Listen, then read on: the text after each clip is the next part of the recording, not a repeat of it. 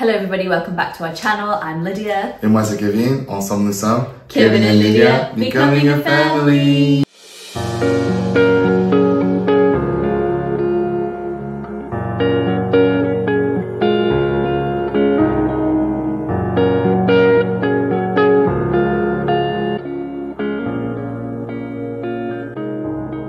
Bienvenue à tous dans cette nouvelle vidéo. Aujourd'hui dans cette vidéo, on veut parler avec vous de l'importance d'avoir un partenaire en Christ. J'ai fait des vidéos sur TikTok et il y a pas mal de retours. J'ai décidé pourquoi pas ramener ce thème ici sur YouTube. Mais avant d'entrer dans la vidéo, nous invitons toujours à liker le contenu, à vous abonner et à partager autour de vous. Allez, on va rentrer dans la vidéo. Récemment, avec tout ce qui se passe dans nos vies, au cours des, on va dire, depuis qu'on est ensemble réellement, vraiment. Parce qu'il faut dire que avant notre relation, on n'avait jamais été dans une relation avec un partenaire chrétien. Moi, du moins, non, et Lydia, non. Et du coup, on veut parler vraiment de la différence de ce que ça fait. Moi, je donne mon avis sur le fait d'être marié à une femme de Dieu, et toi, tu donneras ton avis sur le fait d'être marié à un homme de Dieu. Moi, donc, comme je partageais sur la vidéo que j'ai faite, et je disais, en fait, le fait d'être marié, j'utilisais ce verset dans l'Ecclésiaste, je le mettais, qui parle du fait qu'une corde à trois n'est pas facilement rompue. On ne peut pas facilement rompre une corde à trois. La troisième personne étant Dieu, dans le couple. Dieu, il est toujours au milieu. En fait, je disais que le fait d'être marié, avoir un partenaire en Christ, c'est un truc de fou parce que, en fait, une femme de Dieu ramène de la saveur dans ta vie. Je sais pas comment dire. Quand la Bible dit, celui qui a trouvé une femme a trouvé le bonheur, il a trouvé la grâce auprès de l'Éternel, c'est vraiment ça. Ça veut pas dire que vous n'allez pas vous embrouiller. Ça veut pas dire que Lydia, la femme, là, il y a des moments où je me dis, mais qui m'a envoyé me marier? Ça veut pas dire ça. C'est-à-dire que dans tout ce que tu vas traverser, tu pourras toujours remercier Dieu pour ce que tu as. Et je disais aussi, lorsqu'on va traverser des moments compliqués, comme moi dans ma carrière, ce que j'ai pu traverser, là récemment en perdant ma maman, en fait, je disais la grâce que j'ai d'avoir une femme de Dieu. Et je partageais ça souvent avec ma famille. Et beaucoup de personnes autour de moi disent, moi aussi je veux avoir ça, moi aussi je veux avoir ça. C'est quand ils voient notre relation n'est pas parfaite. Mais vu qu'il y a Dieu dedans, Dieu est parfait notre relation au quotidien. Ça veut dire que même quand on a des disputes, je dis ça à mon cousin l'autre jour, c'est que parfois, genre, on n'a pas fait de cours de préparation au mariage parce que moi j'étais à l'étranger, Lydia était à l'étranger. Mais on dit toujours que le Saint-Esprit c'est le meilleur conseiller dans notre relation. Oui. Ça veut pas dire qu'on ne croit pas à la thérapie. Bien sûr, si on a besoin, on ira faire la thérapie de couple. Mais je veux dire, parfois il va me dire, Kevin, fais pas ça. Comment t'as parlé à Lydia? Absolument pas, parce qu'il faut se rappeler que Lydia c'est la fille de Dieu, je suis l'enfant de Dieu. Donc si tu maltraites l'enfant de quelqu'un, Dieu va te dire que, attention. Et il va me dire encore, je passe là, arrête-toi, prends ça pour Lydia. Et Lydia va me dire, ce matin je pensais à ça et je ramène ça. Parce qu'en fait, le Saint-Esprit, il whisper, il te souffle des instructions parce qu'il connaît, il chuchote, il te dit quoi faire par rapport à l'autre personne. Et c'est pour ça que là, par exemple, pour mon anniversaire, je voulais rien faire. Récemment, j'ai fêté mes 30 ans. Je voulais absolument rien faire. J'ai dit à Lydia, si tu veux faire quelque chose, je te laisse le plein droit. Demande le Saint-Esprit, il va te guider. Et je vous promets, Lydia partagera son avis dessus. Le Saint-Esprit l'a guidé pour tout, A plus B plus Z. Et c'était un des meilleurs anniversaires que j'ai eu parce que le Saint-Esprit sait ce qui va me faire plaisir. Il sait ce qui va faire plaisir à Lydia. Et donc moi, je dis toujours aux gens, avoir une femme de Dieu qui a la crainte de Dieu, c'est incroyable. Parce que plein de gens, je vois sur les vidéos, où ils disent, oui, mais une femme, elle peut te tromper. Oui, le monde est méchant, on vit dans un monde qui tombe, bien sûr. Mais la crainte de Dieu, en fait, ce sont des pare-feux qui vont faire que, avant que la personne arrive à là, il y aura plein de messages que toi, tu n'entends plus. Les gens qui ont plus la conscience de dire, ne fais pas ci, ne fais pas ça. Ça ne veut pas dire qu'elle est parfaite, qu'elle ne peut pas faillir, parce qu'il y a des chrétiens qui faillissent, il y a des chrétiens qui divorcent. Mais si tu cherches vraiment Dieu et que tu as vraiment Dieu dans ton cœur, il y a une différence. Dis-moi ton avis à toi. Pour moi, c'est toujours, je pense que j'ai déjà partagé ça, mais pour moi, c'était vraiment dans la phase dating, que quand, ou même là, la première année de mariage, quand on se connaissait pas trop, là, si on s'énervait, et je savais plus quoi dire, je savais plus quoi faire, j'étais tellement énervée, et moi, je voulais toujours dire que Kevin, il a tort, c'est pas moi, c'est lui, il est le méchant. Moi, tout le temps, je disais que Dieu parle à ton fils. Parce que comme Kevin a partagé que Kevin, il est le fils de Dieu et moi, je suis la fille de Dieu. Donc moi aussi, là, souvent, quand on est petit, on va toujours aller dire « Maman, il m'a tiré les cheveux, maman, il me parle mal. » On va aller voir nos parents.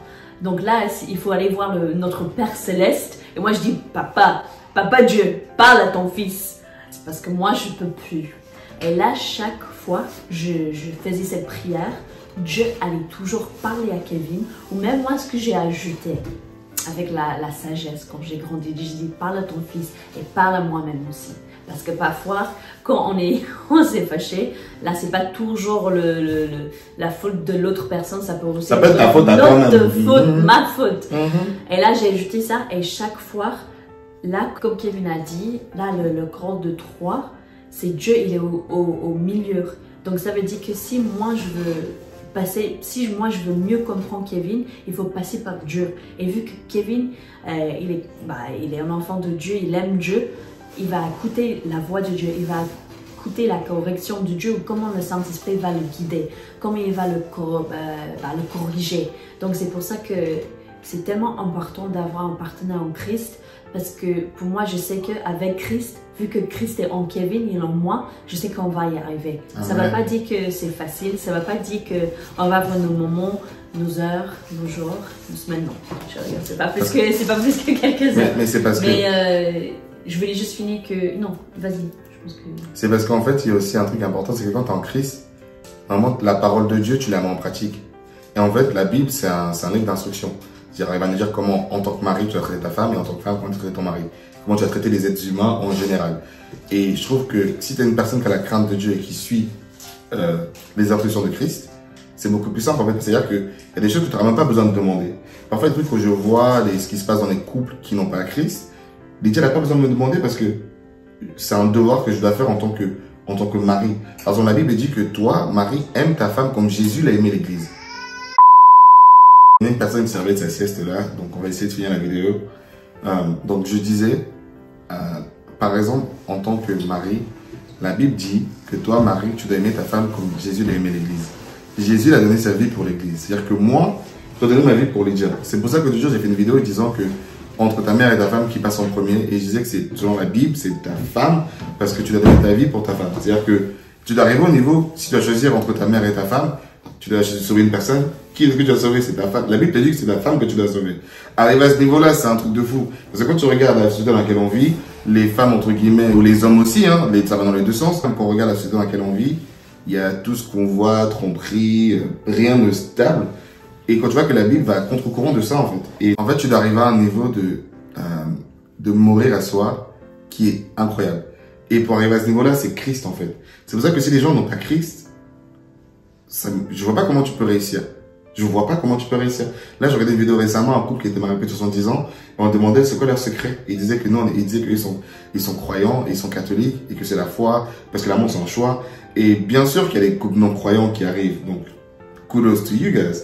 Mais moi, je vois pertinemment, je sais que sans Dieu, c'est pas possible. Et il y a un verset que je voulais lire avant d'avancer dans la vidéo, dans Matthieu 7, 24 et 25 qui disent « Celui qui écoute toutes ces paroles et m'obéit, celui-là ressemble à un sage.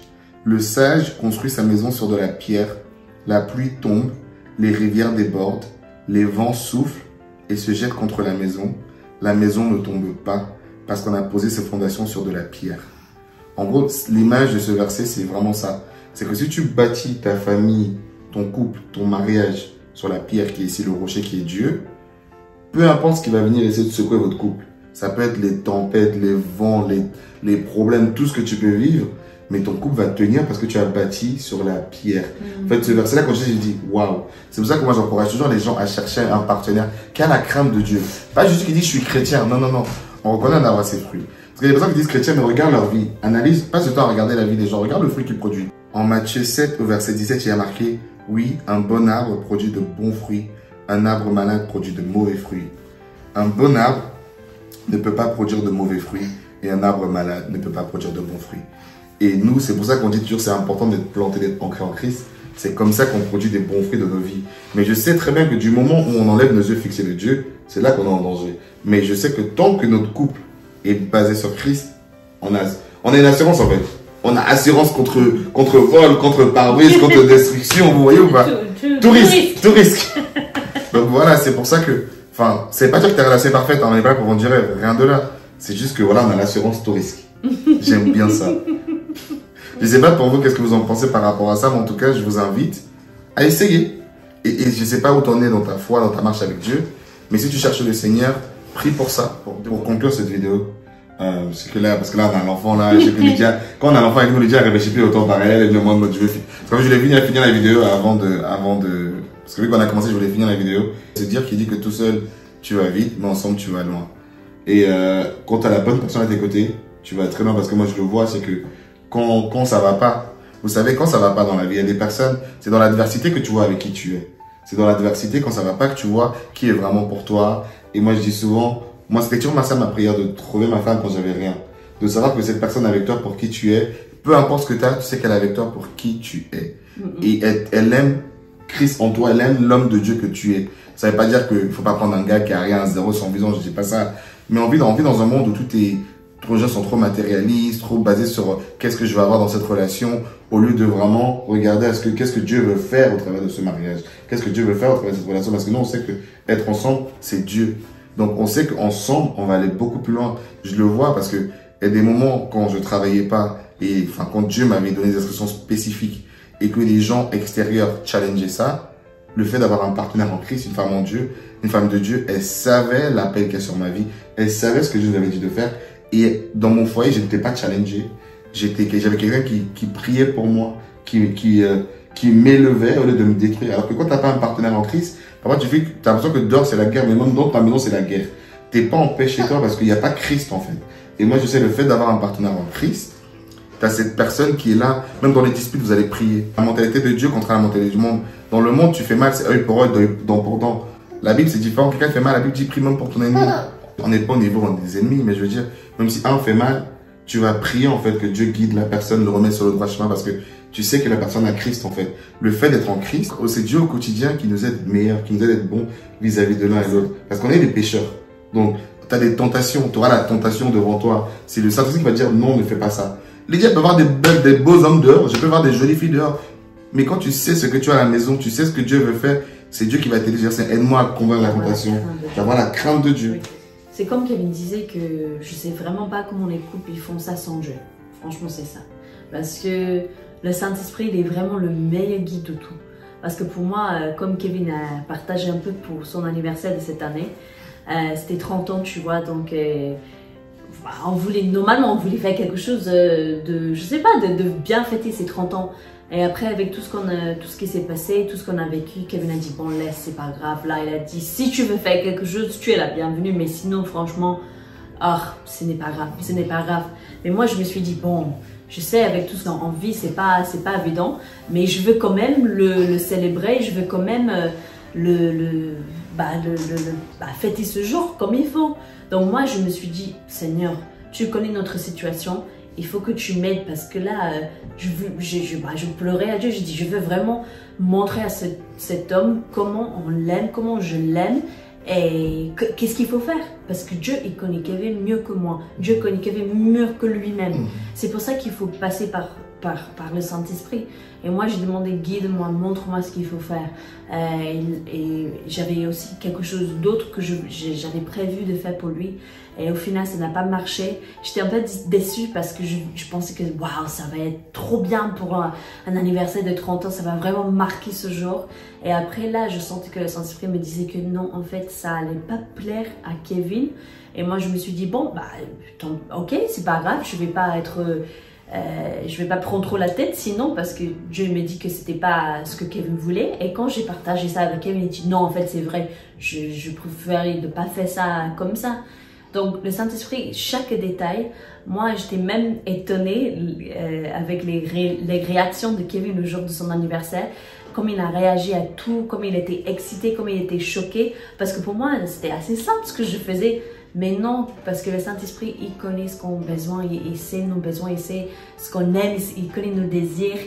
Et c'est pour ça que c'est très important pour moi de vivre ma vie avec le Saint-Esprit. Et c'est pour ça que c'est très important d'avoir ton partenaire qui est en Christ, d'avoir le couple qui est basé sur Christ, comme en Matthieu 7, là, comme Kevin il lisait, c'est que Dieu est notre rocher. Là, c'est la base de notre couple, c'est la base de qui on est. Donc, c'est pour ça que si le Saint-Esprit est au centre de moi, il est au centre de Kevin, ça veut dire que tout simplement, il est au centre de notre couple. On a déjà dit ça, qu'il est notre traducteur. Et c'est pour ça que c'est très important pour nous d'avoir Dieu au centre de tout. Parce que sans lui, on ne sera même pas ici. Hein. Donc comment on peut avoir un couple si nous, on ne sera pas ici sans Dieu? C'est pour ça que moi, je voulais simplement d'avoir un partenaire en Christ. Je pense que c'est plus important que comme ça, on peut avoir une unité sur tout. Que Dieu est au centre et après ça, nous deux ensemble, si Dieu est en nous, tout va juste être basé sur lui. Tout. C'est pour ça que c'est tellement important. C'est essentiel. C'est essentiel. Parce que sans lui, on ne sera pas ici. Exactement ça, et je partageais ça, c'est que souvent il y en a, ils ont des listes du mari qu'ils veulent, de la femme qu'ils veulent, et Lydia a dit souvent son critère principal c'était... Que mon mari, il aime Dieu plus que moi. Et ce critère, les gens vont dire un peu, attends, c'est quoi?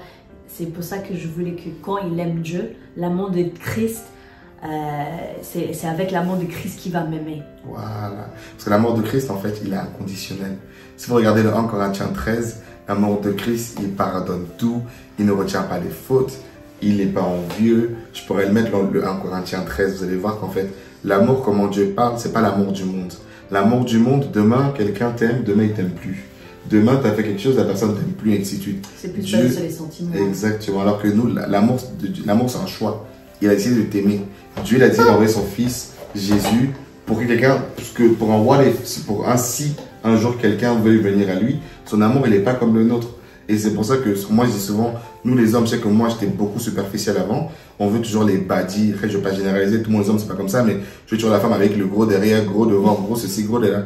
Ma mère, elle me disait toujours que le plus important, c'est l'intérieur d'une femme, la crainte de Dieu, ce qu'elle a. Parce que l'intérieur, tu peux pas changer, mais l'extérieur, tu peux changer. L'intérieur, tu peux pas changer combien de personnes à l'intérieur.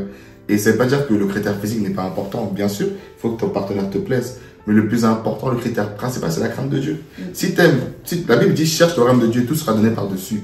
C'est vraiment se chercher Dieu. Après, parfois, tu peux faire que comment tu vois la personne. Si je dis pas que personne est moche, elle est bien belle, mais déjà, moche, c'est subjectif. Et toi, tu peux trouver moche, vous pouvez me trouver moche, Lydia me trouve beau, ainsi de suite. Mais je veux dire que, le fait d'avoir un critère, la crainte de Dieu, tout le reste va changer, notre corps physique va changer. Mais l'intérieur ne changera pas. L'intérieur ne changera pas. Et moi, je dis souvent, le point commun qu'on s'est connu, c'était Dieu.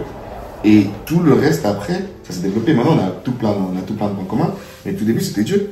Donc vraiment, on vous encourage à vraiment chercher la face de Dieu pour qui il est et croire en son timing. Moi, je trouve que le plus important, c'est vraiment ça, ce critère de la crainte de Dieu. Parce que tout le reste va changer. Mais ce qui est à l'intérieur, ça reste. On s'aime pour la Bible dit que Dieu regarde au cœur. Nous, les êtres humains, on regarde aux apparences. Mais Dieu regarde au cœur. Donc, je vous invite vraiment à chercher Dieu, à chercher sa face, à le prier, lui demander vraiment qu'il vous trouve un partenaire selon son cœur et que vous aussi, vous soyez cette personne-là pour d'autres personnes. Parce que parfois, on veut quelque chose que nous-mêmes, on n'est pas. Donc, avant même de vouloir un partenaire en Christ, sois toi-même ce partenaire pour quelqu'un d'autre. En tout cas, soyez bénis et on se voit dans la prochaine vidéo. Oui, merci d'avoir regardé cette vidéo. On espère que ça vous a béni. Et dans la prochaine. Bye.